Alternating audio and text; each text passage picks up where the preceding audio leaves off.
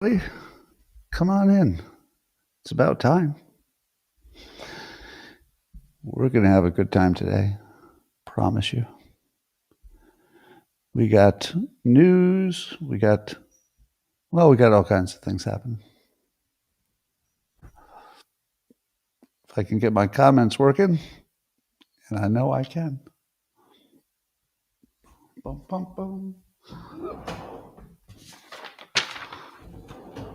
Bum, bum, bum, bum, bum, bum, bum.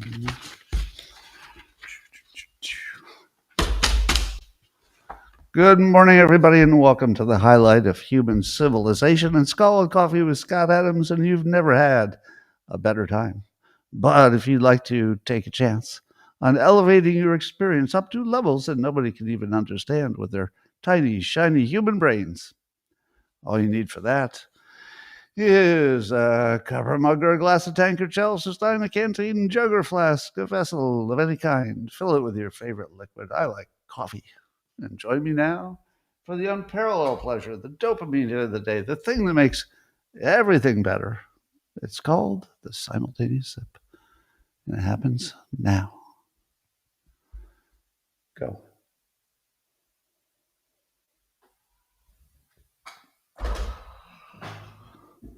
Delightful. Delightful. Why is my computer not giving me what I want? Oh, it will. It will. So, as tradition dictates, I've been giving you each one reframe a day at the beginning of the show from my book, Reframe Your Brain, the highest rated book I've ever written, changing people's lives like crazy. All right, let's find a new reframe. Remember, not all of these will change every person's life, but some of these you will find very helpful to help other people, if not yourself. All right, here's one. This is one I use a lot. Now, this will not work for everybody. But do you have in your life a lot of repetitive, boring chores, such as folding laundry? It's like the boring, repetitive chore. What I find is that if I reframe my boring, repetitive chore as a thing I can learn to do so gracefully and efficiently that it feels like play. So I think I've given you some of your demonstrations before of folding bath towels. If you're just folding the towels because you want them folded, it's just boring. But if you say, how efficiently and impressively can I fold a towel? You hold it, you throw it up in the air, you catch it just right, you let it fold over itself, pop, pop, pop, pop, pop, and then you slap it down and it's perfect. You can't tell me you wouldn't enjoy that. So if it's a boring task, but it's physical, try to see how impressively you can do it for yourself. Nobody else has to see it, but you'll find it's fun. I used to go to this restaurant called Piatti in Danville near me. And for several years, they had a busser, the guy who busses the dishes away, who was like a wizard. He would take all the plates. Somehow he would hold all the plates and everything for the table, and he would just sort of set them down in the middle of the table, and then he would go, and the table would be perfectly set. And everybody would stop to watch because it was like, what? What did I just see? So he took the most boring job picking up, and he did the same when he picked up the plates. So there'd be an entire table that's just full of dirty plates, and he'd be like, pop, pop, pop, pop, pop, pop, pop. And he would have this gigantic pile of plates that nobody should ever try to carry, but he could do it. So he put on a whole floor show out of a boring task. You can do that too. There's a study, side post, Karina Perchova is writing about it. It says that brainwave analysis shows that listening to music can restore your energy if you've done a fatiguing process. How many of you didn't know that if you stop doing something that's making you tired and instead you just sit there quietly and listen to music that you like, that it will make you feel more energetic? Didn't you Didn't you all know that? Every one of you? Well, you could have asked me. But apparently there's more to it than just the fact that resting when you're tired is a good idea. Apparently, they say the brain waves are doing something more dramatic to your brain so that it's actually better than just resting without music. So they say. There's a Zero Hedge, which you need to know sells creatine as part of their business model. They've got new information on some studies about creatine that say it's not just for helping you in the gym, which it does very well, helping you build muscles. But apparently, creatine has all these other benefits that they're finding out. Again, this is based on new studies that are probably unreliable, but allegedly it helps you with lean tissue strength even without exercise. So it prevents you from losing muscle, at least as fast as you would. And also helps your cognition and memory, they say, and may even push off early stage Alzheimer's, and it might help with sleep deprived college students. So don't take any medical advice from me. That's the only medical advice you should take from me, is that don't take medical advice from me. But the people who sell this creatine and therefore can't be trusted, and the fact that it's on scientific studies that at least half the time are fake. So you can't really trust this, but it's good to know that there are several studies that show it's safe and maybe useful. Speaking of things like that, did you know there are about 1,000 ketamine treatment centers where they use the ketamine to treat you for other problems such as depression, mental problems? This is another one that I don't recommend. Ketamine is some dangerous stuff, is my understanding. So if you had a severe medical problem and you're working with real doctors or real professionals who can keep you safe when you're doing the ketamine treatment, I don't know if that's a good idea or a bad idea. I know I wouldn't do it alone. So if you know somebody who's got like a little batch of ketamine and you think, ooh, I don't want to go to one of those centers, but maybe I'll try it. Don't recommend it. I don't recommend it. I think that'd be kind of dangerous. But I don't have any bad feelings about ketamine treatment if it's done by professionals. So maybe that's the thing. There's lots of reports that it works. And now, because this issue never will go away, this is also Karina Petrova in SciPost. Scientists have used brain scans to find out that people who had COVID have different brains, meaning that the COVID did some kind of a long-term change in your brain and your brain chemistry, I guess. So how do they know that it was the COVID that made their brains different and not the shot that almost every one of them probably took for the COVID? Well, doesn't say. So if they don't mention that they've controlled for the people who got the shots, do you really know that the COVID is what caused the brain difference? I don't think you do.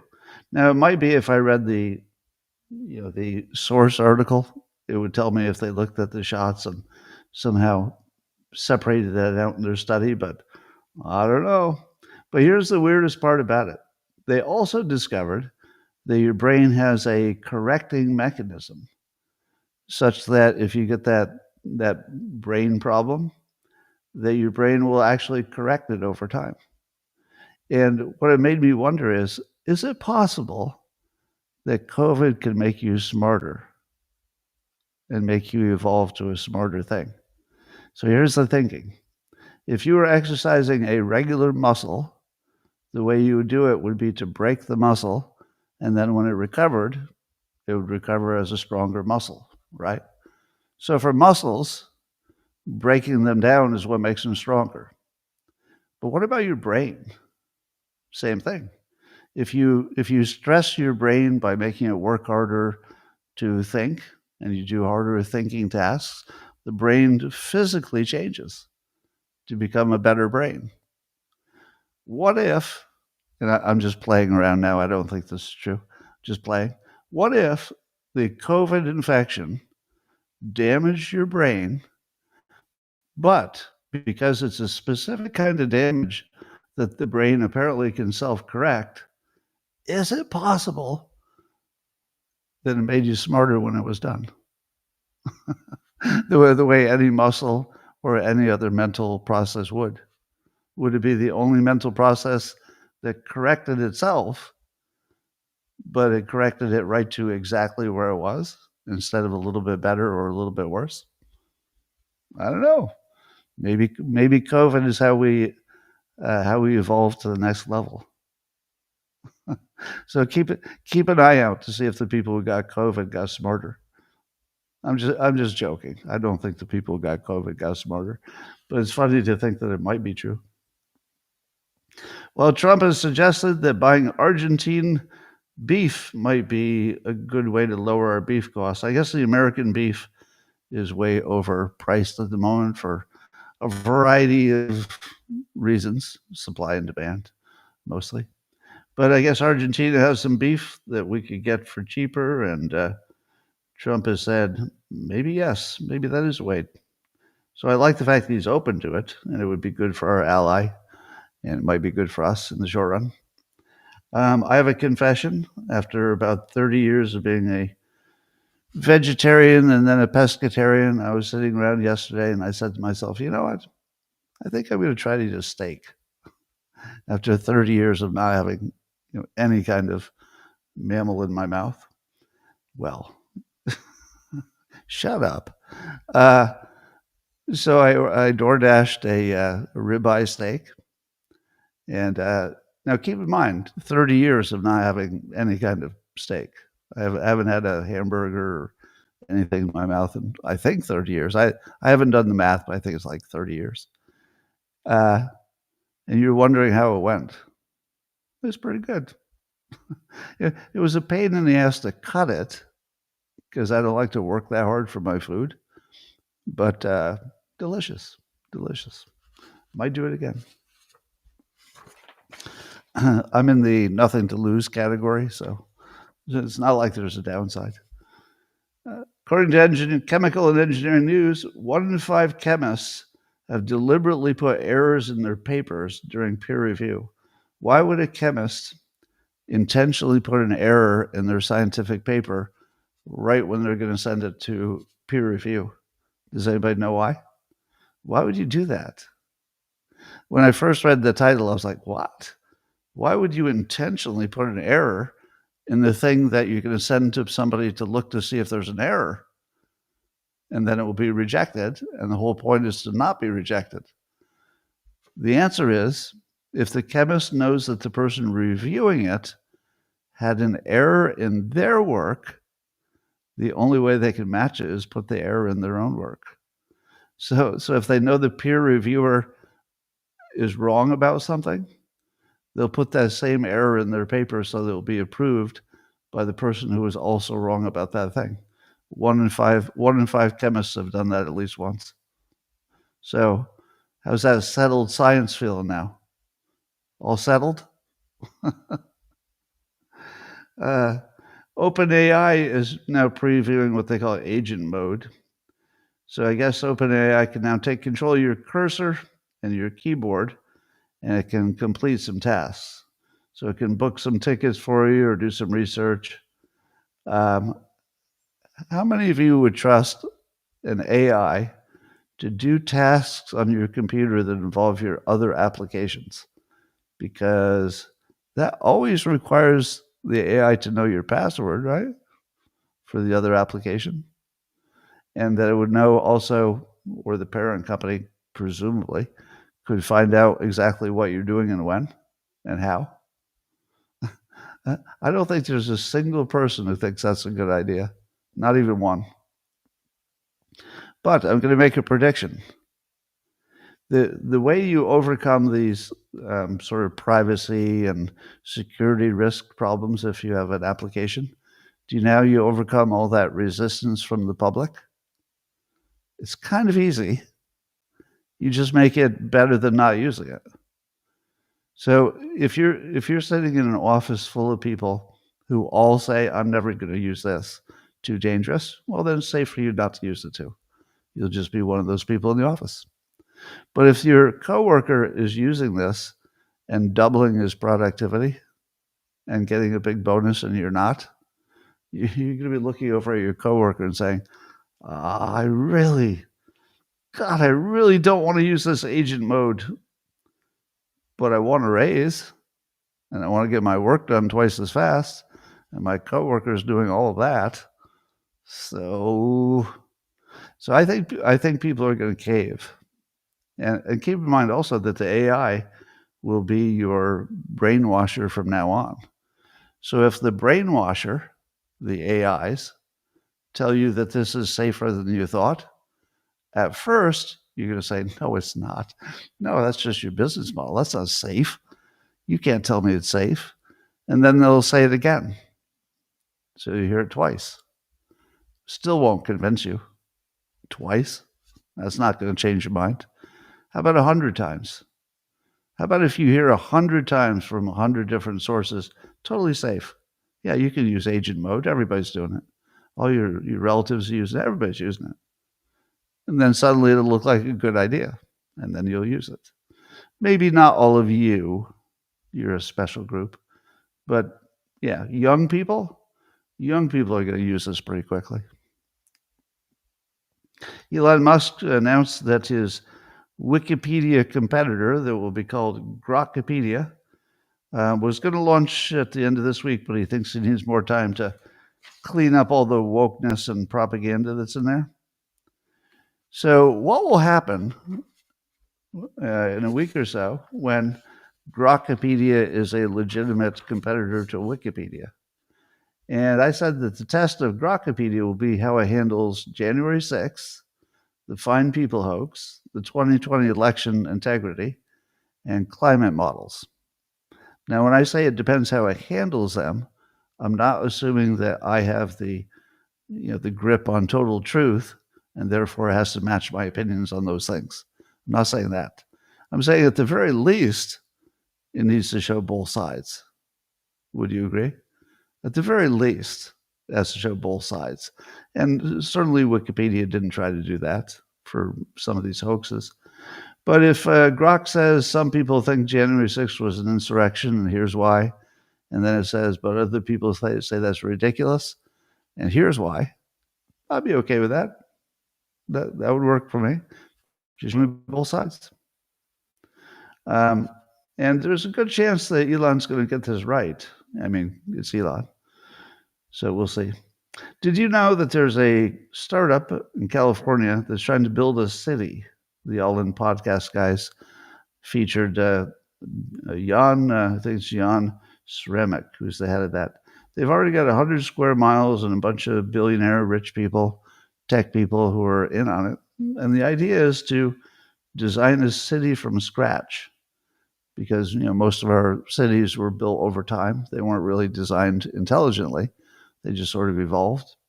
And so they would put the manufacturing near the living spaces. So you'd have jobs, but you wouldn't have to commute that much. And they'd fix the transportation so it's easy to get from one place to the other. They would fix the building architecture so that it'll look good. There's no reason it can't look good and be the most livable places and affordable that you could have. What is it that you say when I say people are looking at new living styles? You irrationally say, you can't make me live in any tiny house. Did I mention a tiny house? No, this is not about tiny houses. But what will be your objection to these well-designed cities? Your objection will be, I'm not going to live in a tiny house. No, let me tell you again, there's no tiny houses. This has nothing to do with tiny houses. I know you won't live in a tiny house. I got it. You don't have to. You don't want to live in a 15-minute city. I got it. No, this would be designed by the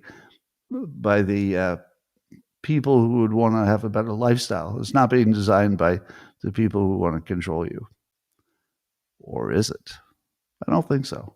I think that this would be a safe group of entrepreneurs. That's my guess. Joe Rogan had a climate skeptic on, a famous one, Richard Lindzen. You know him. He's retired now, but he was a PhD professor emeritus of all earth science kind of climate stuff. So he's an expert on climate at one of the biggest schools, MIT. So here's what he said. Now, I maybe I'd heard of this before, but he said, quote, on the one hand, you're told the science is settled. We're talking about climate change. But on the other hand, if you read the IPCC reports, they're pointing out, for instance, that, listen to this, water vapor and clouds are much bigger greenhouse factors than CO2, and we don't understand them at all. So here you have the biggest phenomena we don't understand at all, but the science is settled? Who knows what that means? Now, I did understand that they were having trouble with water vapor and modeling it. I don't know that I'd ever heard directly from a top expert that that's a way bigger variable than the one we've been looking at, CO2. I knew it was a big variable. I didn't know it was like an overwhelmingly larger variable. that really doesn't that settle everything? If you know that the biggest factor can't be modeled, that's your answer to everything. We don't know. We just don't know. That's it. We don't know. Anyway, the funniest story of the day. I've been trying to form an opinion about this story, but I can't get past the fact that it's funny. Prior to Trump winning his second term, he had used an existing process to ask for a compensation for all the lawfare that he had experienced. So he wanted the government to pay him $230 million to compensate for the outrageous amount of lawfare they put him through that didn't amount to any jail time, at least. Now, independent of whether you think that should be awarded, because I think it's not a court process. I believe it's a government process as opposed to going through a court. So when he applied for it, he was not the president, and so it was a perfectly applicable thing. It's an existing system. People can apply exactly the way he applied for exactly the reason he applied. So he just followed the existing system and applied to see if he could get some money. Then he wins the presidency. Guess whose job it is to approve the $230 million award should it be approved? Trump, the president. So Trump not only went through the process to request the money, perfectly legal, all transparent, but then he got in a position to be the only one in the world who gets to approve it. I think that's how it works. So he can literally just say yes, and the government will give him $250 million. Now, when it was brought up to him in one of the press events yesterday, he said, I'll donate that to charity. Was he really thinking that he would donate $230 million from the government to charity? And isn't the government sort of the charity itself? Like, wouldn't one thing to do just not take the money so that it goes toward reducing the deficit? See, I'm struggling to find some kind of an angle where I could have like a serious opinion about that topic. I can't get past the fact that it's funny. So part of me wants him to just take the $230 million because I would never stop laughing about that. It would just, we're in a phase where Trump is sort of winning everything all the time anyway. But to win that hard would just be funny because it's just so unexpected, out of nowhere, free money. I always tell you Trump's good at picking up the free money. No example better than that one. If he goes ahead and does it. I suspect he won't do it, but we'll see.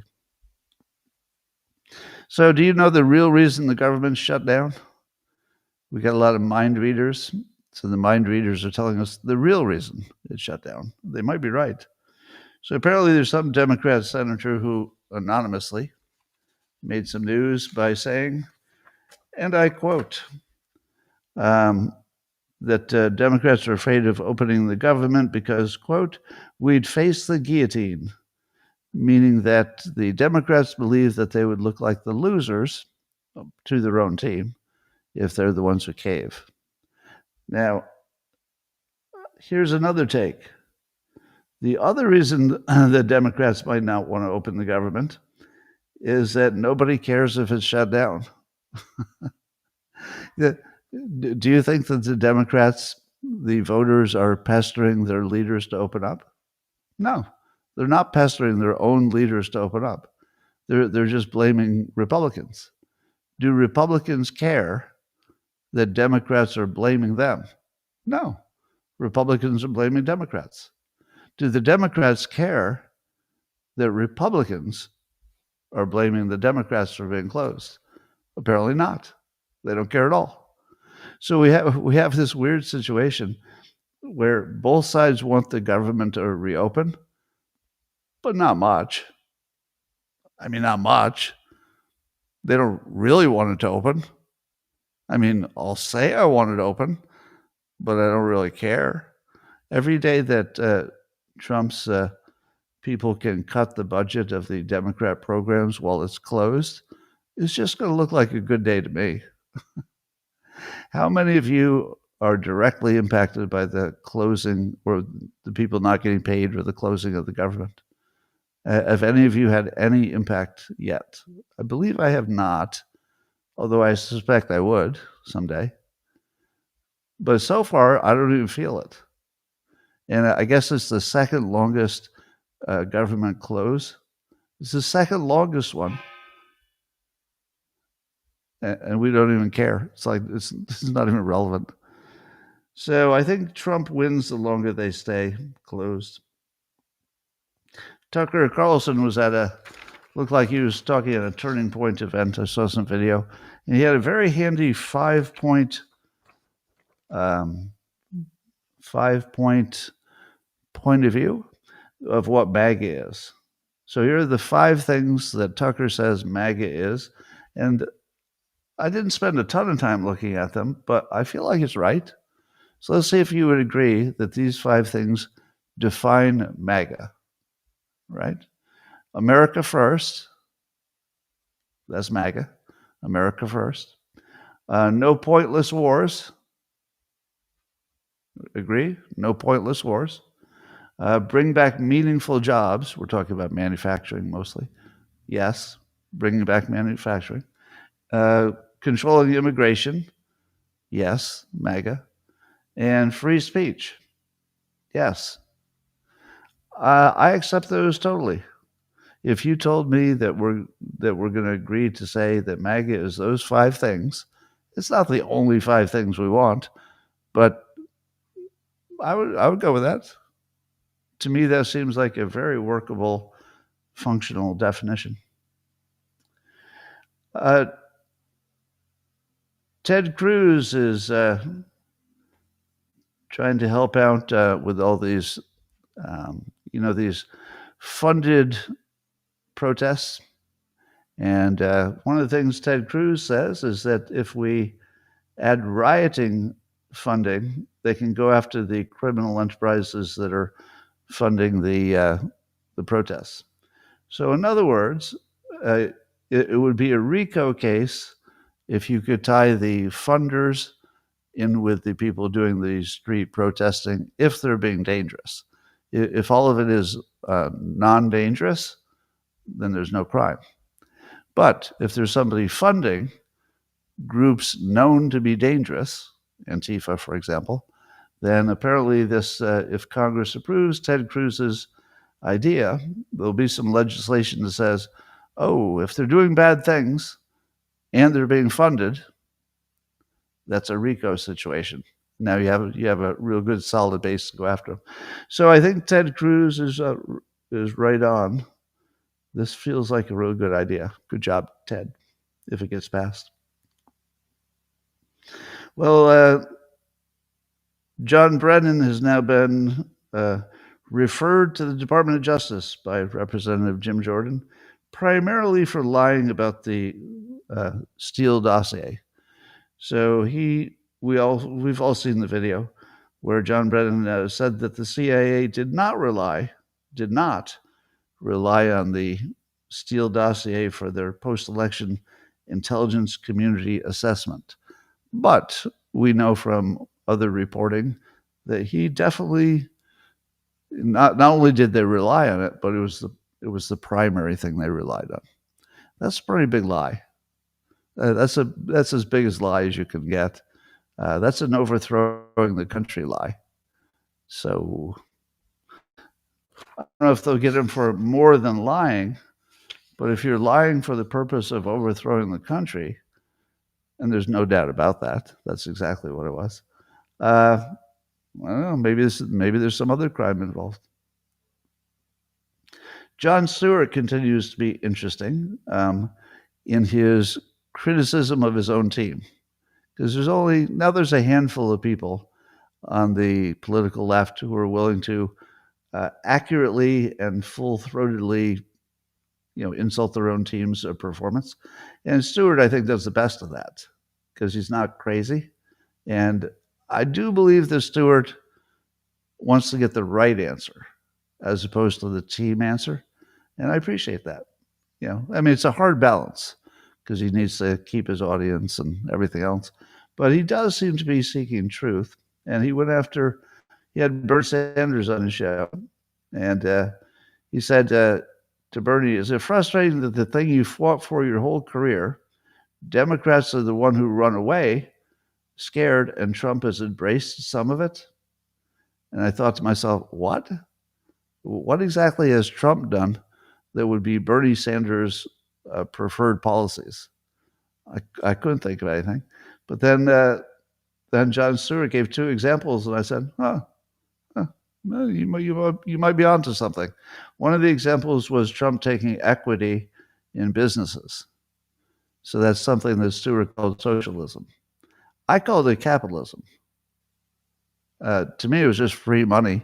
And if Trump could get it, and he could get it for the benefit of the public, and it wasn't just taking it, but rather it was adding something to the company's success that would be totally worth the fact that they had given up some equity. But I can see how you could define that as maybe some kind of a socialist thing. I could see that. And then the second thing was Trump's got a government website for selling pharma products cheaper directly to customers in some but not all cases. Now, would that be an example of something that Bernie wanted? The government to be more involved in direct healthcare work? Kind of, yeah. So these are actually not bad examples of where, but if you call it socialism, you're doing what I call word thinking. You haven't added anything except controversy. So what I call them is common sense. So I don't see them as right or left. I don't see either one of those as right or left. Common sense. Why do you have to be a Democrat to want to lower pharma costs? There's nothing left or right about that. Why do you want to be a socialist just because there's an opportunity to take equity while also helping the industry and helping the company? Isn't that more like common sense? There's nobody who's losing. If you have a situation where everybody wins and nobody loses, what's that? That's just common sense. So we'll see if common sense beats socialism. I'm still a little fascinated why there's no Kings protests, and some of the others we've seen are so many old white people. And I feel like there's more than one reason, and you'd have to have all the reasons to get what we have. One reason is that many of them are old hippies, and they're just enjoying a final run. It's like, I've been a hippie all my life. Protesting's in my blood. A lot of them talk like that. Yeah, my parents were protesters. I've been protesting since I was 6 years old. So some of it's just that, the one bucket list. Let's do our final tour while we can still walk, kind of thing. Some of them are probably paid. The organizers are paid. I think some of the attendees are paid. So some of it might be money. Some of it might be it's the only It's the only group that has that much free time and would enjoy this. There are other groups that are unemployed, but would they have enjoyed being there with all the senior citizens? Probably not. So it's not just that they have time, which they do, but they have time that they don't mind spending doing this. They might actually enjoy it, and that would not apply to other people. But I saw the reason I'm even talking about it is I saw somebody say that the reason all these old people are protesting the what is it they're protesting? The authoritarianism. It's because they watch the fake news still. It's a group of people who don't know that sometime in our recent past, the news stopped even trying to be news. And if all you were doing is just watching the same channels you always watched, you would never know that because there's nobody on those channels who tells you they're fake news. If you're not tuning into, Fox News or Breitbart, or, if you're not on the podcasting, if you're not watching podcasters and stuff, you don't know. You don't know that the news is completely fake. You would think that the stuff that you agree with is real and the stuff that disagrees with you might be fake. And I'll bet you the senior citizens largely believe the news. And if you took that away, meaning if you took their illusion that the news is real, if you took away that illusion, I don't know that they would show up because they wouldn't have anything to rely on. Anyway. And then some of them might be just genuinely concerned about healthcare, but I suspect that's the minority. I love it when Trump does things that only Trump would ever do. I never get tired of that. When he does a Trumpy thing, like what's the Trumpiest thing that Trump could ever do? Well, it's going to be hard to top this. So he was at, I guess, some press events yesterday, and Trump says, quote, "They say you're the third best president, third best." And then they said, who are the first two? George Washington and Abraham Lincoln. And I got extremely angry at this man. Okay, that's... you cannot entertain me better than this. When Trump says things that you know are going to bother people, my dopamine goes through the roof. I love it when he bothers people. He says, it's going to be very tough to beat Washington and Lincoln, but we're going to give it a try, right? And then he goes further. He goes, hey, they didn't... He goes, hey, they didn't put out 8 wars, 9 coming. All right, we put out 8 wars, and the 9th is coming, believe it or not. Come on. Forget about how real any of that is.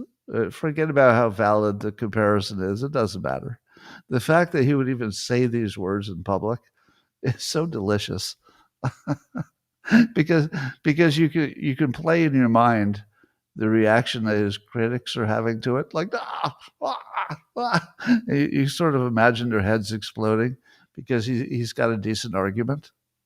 It's not that he's right or wrong, and it's not that he actually could someday be considered better than those 2 presidents. What's funny is that you know what the reaction will be. That's the joke. And he's the best at this. Anyway, I do like that he sets the bar high for his own performance. He's not trying to leave office with like a good solid 50% approval, which would be amazing. 50%. He's not trying to do that. No, he's trying to be not just the third best president. Come on. I mean, that's like not even trying. So he's trying to be the best president in the history of the United States.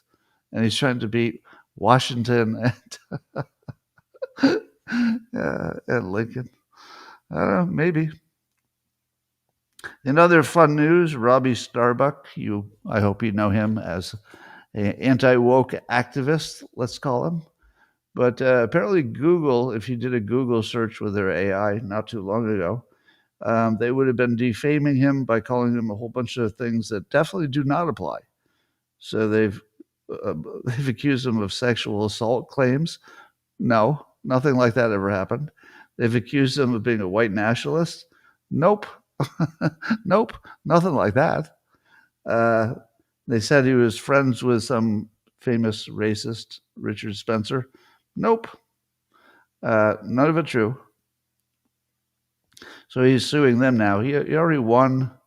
Who did he beat? He already beat one AI that was doing that. They settled with him. He's going to win this one too. So I don't know if we'll ever find out what the settlement is, but getting defamed looks like a pretty good business model at the moment. So Corinne Jean-Pierre, Biden's old Spock's spokesperson, she's back with her new book called Independent. And so she's making the rounds. Well, that's funny. All right, I'm seeing a funny comment. I'll get back to that. Have you noticed, though, if you saw Corinne Jean-Pierre, that she's changed her hairstyle? So instead of having the afro that she had, she's gone to a whole different look with, I guess she, what would you call it? Uncurled her hair, flattened her hair. And she looks like a totally different person. I don't like it. One of the things I liked best about her when she was Biden's spokesperson is that she didn't look or dress like other people. I thought she did a great job. I loved her old look. I know a lot of you didn't, right? We can disagree on that, but I loved it. I always thought, God, that's such a bold, like, it's such a classy, bold, professional, and yet stylistic approach. I always thought it was great. I loved her look. But she went a different direction, and a lot of her charisma just disappears as soon as she changes to a like just an ordinary. Now she just looks like somebody's mom, and she loses a lot. Loses a lot. Anyway, they're pestering her about how much she knew about Biden's decline. She, of course, is going to deny. She's denying that she noticed there was anything wrong with him. He certainly had signs of aging, she admits, but there did not seem to be any signs that he couldn't do his professional job, says her. Some people think that she would only say that because her only way she could ever get another job is with the Biden's approval. So apparently the Bidens might have enough sway over the world that if she wants to have a good job in her future, she's going to have to say good things about Biden so that Biden can put in the good word for her and maybe get her something. Now, that's just somebody's hypothesis. It could be that this is just exactly what she saw and felt. Might have been. Because cognitive dissonance would get her to the point where she couldn't see his disabilities. It doesn't have to be that she's lying or stupid. It could be just cognitive dissonance. She knew that if she acknowledged his disabilities, that her life would be ruined and her career would be ruined. So her brain just talked her out of it. That would be the normal way cognitive dissonance works. So could be just a phenomena and not any kind of organic fault in her. Did you know that the Trump government has 40 people involved across the government in some kind of what's it called? They're trying to fight against the lawfare against Trump. Weaponization of the government. So it's 40 people, pretty high-powered people too, I think, that are fighting the weaponization of government in different departments, I think, but they're working together. And they're looking for retribution for January 6th and the Trump prosecutions and the Russia probe. And I am all for that. 40 people, that sounds like a serious effort. And it has to be done. There has to be an answer for what has been done. So good. It's the Interagency Weaponization Working Group. Go nuts, guys. Well, Laura Loomer, controversial right-leaning pundit, apparently she's having some security problems. There's an anti-Israel guy who's made credible threats and she has to beef up her security. But also, I guess he's made threats to also um, the CEO of what you call it? The CEO of what's the satirical site that we all like? The conservative satirical site. As soon as you say it, I'll go, oh, you know what I'm talking about, right? Anyway, so the same nut job has threatened a few people, and I guess law enforcement is taking it seriously. Loomer is being accused of being a Mossad spy. I don't think that's the case. The Daily Mail is reporting on this. Don't think it's the case, but it is a terrible situation that Trump supporters, the prominent ones, are worried for their life. Apparently, a lot of the Babylon Bee, thank you, the Babylon Bee CEO, Seth Dillon, is one of the ones being threatened. So I hope that all of them are okay, because some of them are going to spend a ton of money. I think Ben Shapiro probably spends a ton of money, and probably there are half a dozen others that just absolutely have to have security now, or they feel they do. Now, the beauty of me being in my current situation, which is, my lifespan is not that long, I don't feel the need for security. I was telling the local subscribers before I started this podcast. I was telling you if somebody like broke into my house and threatened to kill me, I'm at the point where I'd be like, all right, just make it a good shot, right there. Can we get this over with right there? So at the moment, I don't need security. I'd probably have a good conversation with the killer before he did his thing. Bill Ackman, investor Bill Ackman, has some thoughts on Curtis Sliwa, who's running for mayor and in New York City. And a lot of people want him to drop out because that would give at least some chance that somebody who's not a communist mamdami would win, meaning Cuomo. Now, if you're just watching and you don't know much about what's happening behind the curtain, you would say to yourself, what's wrong with that Sliwa? He's got to give us a chance not to get a communist. But Bill Ackman has some inside information. He says that apparently New York City has an 8-to-1 matching funds program for New York City donors, which allows Sliwa, because he's an official candidate for office, to get $5 million of matching funds for his campaign from the city. So here's a guy who is not rich, who by running for office and not dropping out, he gets $5 million sloshing around to hire. So I wonder who he would hire. Well, according to Bill Ackman, he hired his wife and his friends, and they're enjoying a better lifestyle than they have enjoyed before, presumably, because I imagine he didn't hire them for cheap, and it's not even his money. It's public money. So, would you expect Curtis Sliwa to drop out if it meant that his family would make a lot less money and he could defend not dropping out? Even if he hated it, he could defend it. I don't think, if this is true, and I want to hear Sliwa's response to it, so we don't have the response yet. But if it's true, there's not really any chance he's going to drop out. Would you agree? If he can, pay his wife another high salary for another X number of months, and there may never be another chance like this to get sort of free money, you don't think he's going to stay in? I say follow the money. Now, it might create a situation where somebody's going to make him some illegal offer to drop out. I'm pretty sure that would be illegal.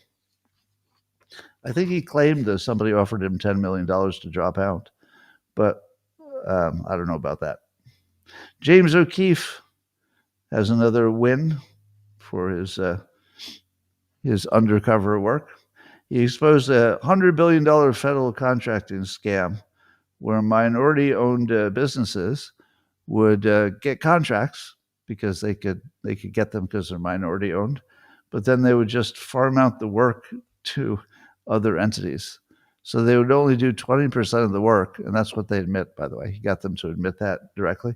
And they would outsource 80% of it illegally because they're not allowed to do that. And then they would just sit back and collect some extra money, I guess. So that was part of a scam where all these minority companies were skimming money off of contracts. Now, as I've told you many times, wherever there's government funding, there is massive corruption every time. And there's a very good reason for that. Nobody's checking on it. That's it. If you have gigantic amounts of money sloshing around and there's nobody who's checking on where it goes or how it's used, do you think there's any chance that won't devolve into corruption? No, there's not any chance. It's zero. It's exactly zero chance that that does not turn into corruption. Zero. There isn't the slightest chance that that remains a credible system over time. Maybe on day one, but day two? No, by day two, the robbery begins. So I'm going to say for the millionth time, because I feel like I can get this message through. We do not have an idea for a system of government that can protect us from this. We really need a system of government that can protect us from this because it's destroying every city, every program, and it's, of course, hurting the poor more than the rich. It's everything bad about our country is one thing. And the one thing is we don't watch where our money goes. It's one thing. Do you think that we don't have any way to solve that? There's no way to get auditors. There's no way to use AI, blockchain, something. Well, I would argue that the people who are in charge of fixing it are the people who are raping it. So the big problem is that the people who should fix it are the ones benefiting from it, and therefore they can never fix it. But if we don't figure